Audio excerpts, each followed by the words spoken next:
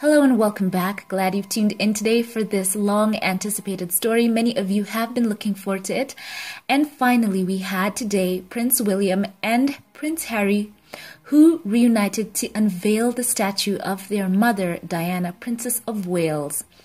The event happened at the Garden at Kensington Palace on what would have been her 60th birthday. The statue itself was commissioned by the brothers in 2017 to memorialize their mother and mark the 20th anniversary of her passing. Prince William and Harry wanted the statue to recognize her positive impact in the UK and around the world and help future generations understand the significance of her place in history. The unveiling took place at a small family event attended by the princess's siblings, the Earl Spencer, the Lady Sarah McCorquodale, and the Lady Jane Fellows, in addition to the statue committee, the sculptor Ian Rank Broadley, garden designer Pip Morrison, and chair of Historic Royal Palaces Rupert Gavin. The statue aims to reflect the warmth, elegance, and energy of Diana, Princess of Wales, in addition to her work and the impact she had on so many people. The figure of Diana, Princess of Wales, is surrounded by 3 children who represent, in a statement, the universality and generational impact of the princess's work. The portrait and style of dress was based on the final period of her life as she gained confidence in her role as an ambassador for humanitarian causes and aims to convey her character and compassion.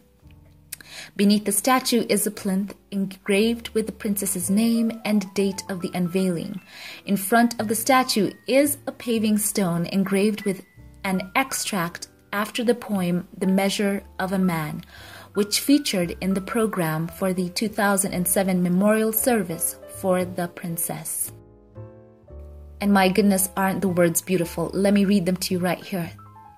It says this: "These are the units to measure the worth of this woman as a woman regardless of birth. Not what was her station, but had she a heart? How did she play her God-given part?" End quote. Isn't that so beautiful? My goodness, so much thought went into this. So the statement goes on to say that it is a bronze statue sculpted by Ian Rank Broadley, and it was cast by the Castle Fine Arts Foundry in the traditional lost wax process with a patina of bluish green over black. The cast is hollow and is supported by a stainless steel armature. Prince William and Harry said, "Today, on what would have been our mother's 60th birthday, we remember her love, strength, and character, qualities that made her a force for good around the world, changing countless lives for the better." Their statement went on to say, "Every day we wish she was still here with us, and our hope is that the statue will be seen forever as a symbol of her life and legacy. Thank you to Ian Rank Broadley, Pip Morrison, and their teams for their outstanding work, to the friends and donors who helped to make this happen, and to all those around the world who keep our mother's memory alive." End quote. So those are the statements from the Duke of Cambridge and the Duke of Sussex. Also, the sculptor Ian Rank Broadley said, "Diana, Princess of Wales, was an icon who touched the lives of people right around the world. So it has been a privilege to work alongside Prince William and Prince Harry on this statue, which commemorates her life. We wanted to capture her warmth and humanity while showcasing the impact she had across generations. I hope that people will enjoy visiting the statue and the sunken garden and taking a moment to remember the princess." End quote. So the statue, as we know, is situated in the sunken garden of Kensington Palace, which was one of the princess's favorite locations. The princess hoped that the statue will help all those who visit Kensington Palace to reflect on their mother's life and legacy. Work on the garden itself began in October 2019. Since then, 5 gardeners have spent a total of 1,000 hours working on the planting, and over 4,000 individual flowers have been planted, including over 200 roses of 5 varieties, including ballerina and blush noisette, 100 forget-me-nots, which was Diana's favorite flower, 300 tulips of 3 varieties, over 500 lavender plants, and on and on. So the sunken garden was created in 1908 at the instigation of King Edward VII in an area of the palace gardens previously occupied by potting sheds and greenhouses. And to mark the 20th anniversary of the passing of Diana, Princess of Wales, in 2017, the garden was temporarily renamed the White Garden and planted with flowers in white and soft pastel colors, which took inspiration from items from the princess's wardrobe then on display in the palace.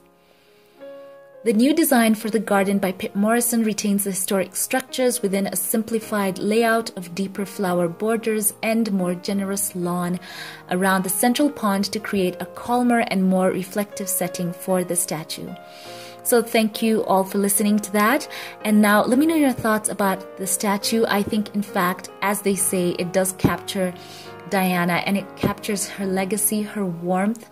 She did love children so much, and as we know, she started off as her first career as a babysitter, and she worked with plenty of children. So it is quite fitting that they do make that central to that statue, and it does look so youthful. It does reflect that about the princess. It reflects her youthfulness and her playfulness, and as we can see there, Prince Harry is beaming at just the event. I'm sure that this means so much to him. And as you can see in some of the photos, you can see a lot of smiles. I'm sure this means a lot to Prince William and Harry. Harry, by the way, is practically beaming in some of these photos. He looks so happy, I've got to say, and it's a joy that exudes from the inside.